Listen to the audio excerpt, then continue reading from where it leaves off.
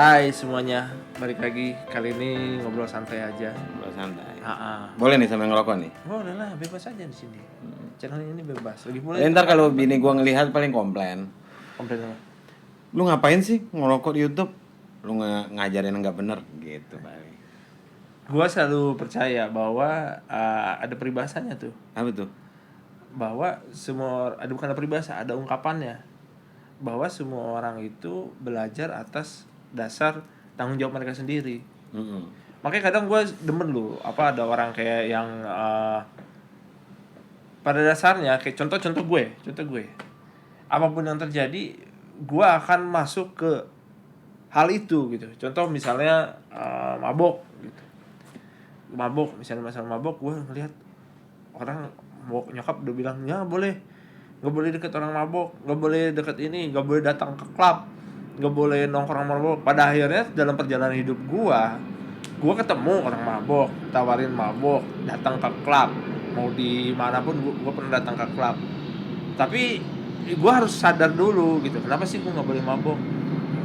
Jadi artinya pada saat orang menonton hal-hal seperti ini, sebenarnya bukan masalah Mengaji edukasi. pesawat Oh iya, ada pesawat. dekat Halim. Oh iya. 9 bulan. Hamil. Abdul Aryan. Iya. Ya jadi gue rasa orang-orang itu kalau misalnya ada anak yang nonton YouTube, kayak misalnya sekarang nih anak gue, mau gue larang bagaimanapun, informasi itu di mana-mana. Iya. Ada orang yang ngomong kasar, ngomong kayak fuck lah gitu, terus atau ada orang yang minum di, Ini dibawa juga, Pi? Diangkut juga? nggak apa-apa. Oh ya udah, oke. Iya, kalau ada ngomong kayak gitu harus gue ajarin, ini salah, kenapa salah, begini, baiknya kamu begini. Oh kamu boleh ngomong begini, kayak misalnya ngomong kasar, lu nggak boleh ngomong kasar sama gue, sama emak lo, sama kakek lo, nenek lo, orang tua nggak boleh. Tapi kalau lu mau bercanda sama teman lu kayak gue sama lu kan, mau anjing lu gitu, ya udah nggak apa-apa. Tapi gue nggak mau anak gue untuk kayak seperti itu ke orang-orang dewasa, nggak oke. Gue sama kayak lu misalnya ngeliat orang ngerokok kan, ngomong-ngomong kan harus ajarin ke anak lu kan. Lu ngajarin apa? Jangan ngerokok. Terus? Ya, jangan ngerokok aja. Ya udah, makanya. Karena duit lu masih dapat dari gua. Gitu. Itu peribahasa yang dari dulu tuh. Gitu. Jadi apa yang diajarkan bokap ya gua ajarin. Iya. Iya. Tapi dengan cara 2021. Dengan cara 2021 persuade. Iya. Benar nggak sih bahasa Inggrisnya? Betul, ya. Persuade. Dengan cara persuasif gitu ya. Iya boleh juga. Boleh lah. Itu boleh juga. Jadi gue selama ini makanya gue rada geli sama peribahasa yang di atas langit masih ada langit. Iya. Gue rada nggak setuju. Karena menurut gue orang-orang yang seperti itu yang menganggap bahwa di atas langit masih ada langit, dia nggak percaya bahwa sebenarnya dia itu juga jago, tapi bukan tempatnya aja. Oke. Gitu. Kalau gue daripada di atas langit masih ada langit, ini petuah dari temen gue. Di bawah tanah masih ada tanah. Oh, lebih merendah. Lebih merendah. Buat apa kita ngomongin di atas langit masih ada langit? Iya. Anggap aja kita di tanah, masih ada yang di bawah kita.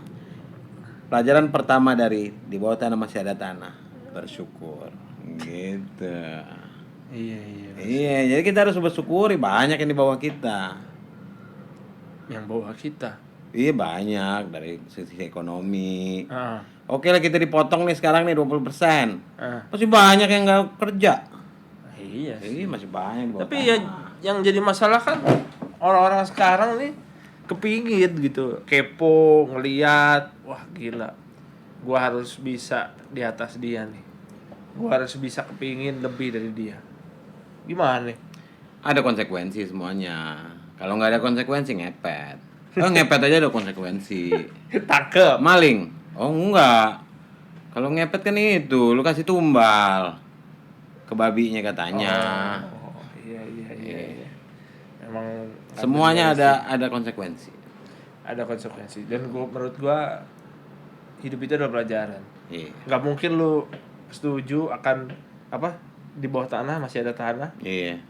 Daripada langit di atasnya. Karena perjalanan hidup lu menempa lu untuk bawa di bawah tanah masih ada tanah. Iya.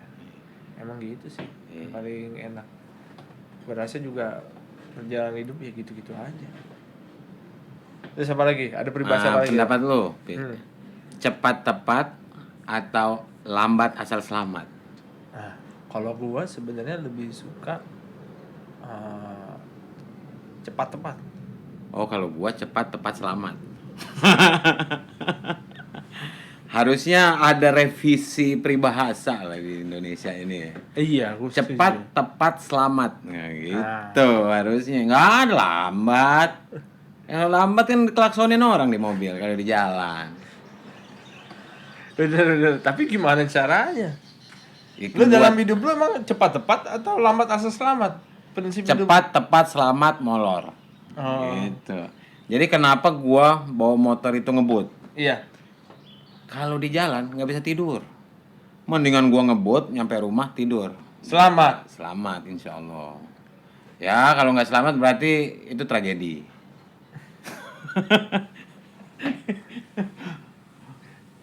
Iya. Bener. Sama kayak orang sekarang. Pinginnya cepat, tepat, kaya. Iya. Padahal nggak bisa kayak gitu. Nggak bisa kayak gitu. Kalau cepat tepat selamat itu nggak ada kaitan sama ini, sama kaya atau miskin kalau menurut gua ya. Kalau miskin itu ada yang namanya faktor X, garis tangan. Apa yang udah digarisin nama yang di atas. Jadi nggak cocok lah kaya itu dimasukin ke cepat tepat selamat. Kemarin ada temen gua ngomong masalah, dia nanya ke gua, lu nggak pingin anak lu ranking 1 gitu, atau lu nggak pingin anak lu makan ini dong, anak lu makan salmon dong biar pinter gitu. Oh iya.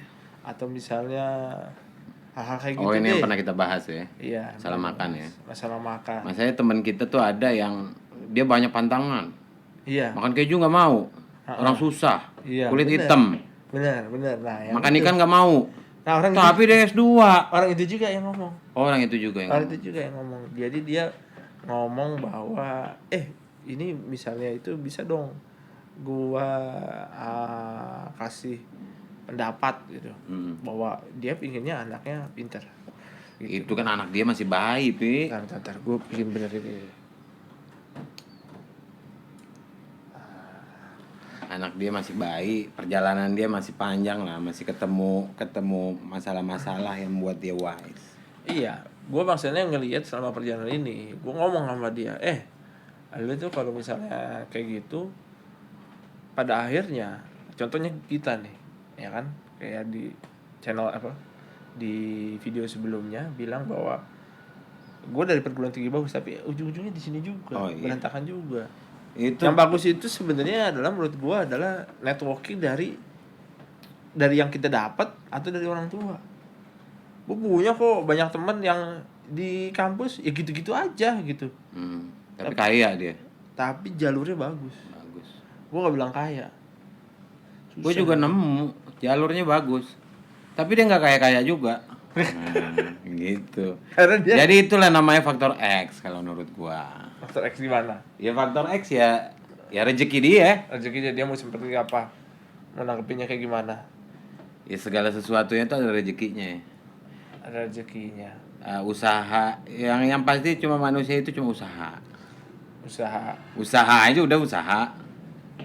Tapi usaha jangan kayak semut juga kerja.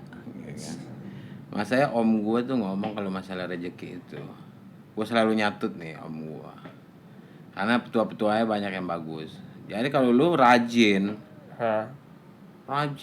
tekun, disiplin, itu pangkal kekayaan. Salah lu, tukang-tukang di pasar anyar, tukang martabak, tukang gorengan, rajin bener. Semua, tukang gali, rajin dari jam 4 udah nantronin, kali kita sholat. Hasilnya juga gitu-gitu aja, jadi nggak kayak gitu. Makanya kalau kita sebagai orang yang beragama nih, emang harus yakin lah faktor X, faktor Allah lah. Iya. Jadi biar kita nggak kesel, nggak kecewa. Iya begitu. Itu menurut gua kalau masalah harta. Kalau masalah harta. Kalau masalah harta, kaya atau enggak itu udah garisnya lah. Iya. Iya. Karena pada akhirnya juga ya semuanya adalah keinginan dari orang itu sendiri sih. Karena pada akhirnya walaupun kita maksain juga mau gimana pun, kalau kitanya nggak punya resources, kalau cuma modalnya pinter doang. Gua pinter juga. Temen gua ada yang raja bacot jadi VP, iya kan?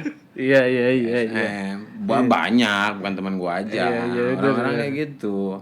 Ya orang-orang yang pinter, kayak ada teman kita yang kakak kelas lu itu. Iya. Pinter nggak lu? Pinter banget. Pinter banget. Banget. SM dipecat. Disuruh jadi manajer gak mau, gitu kan. Jadi bukan masalah kalau kaya itu, kalau menurut gua bukan masalah pinter, bukan masalah networking. Yang penting usaha aja. Ya, slow. Kacau. Tapi ini omongan begini aja udah masuk 11 menit, Bay. Iya, lu sih tadi ngomong di awal itu. Enggak ada. Nggak ada. Nggak ada ini. Lu mau ceritain nggak? Ini ruangan apa nih? Ruangan bersejarah. Ruangan bersejarah. Ruangan apa? Ruangan tempat duduknya VP kita yang paling ditakuti seantero jagat GMF. Oh, lu nyebut perusahaan? Oh, enggak ya? Jangan, enggak boleh ya? Enggak boleh. Enggak boleh. Santero jagat perusahaan penerbangan. Sini. Oh iya. Sini. Oke lah kalau gitu. Channelnya ini aja dulu untuk saat ini. Ini hanya intermezzo aja. Karena lagi istirahat. Nanti dicari tempat lain. Dan jangan lupa tetap komen. Thank you bro.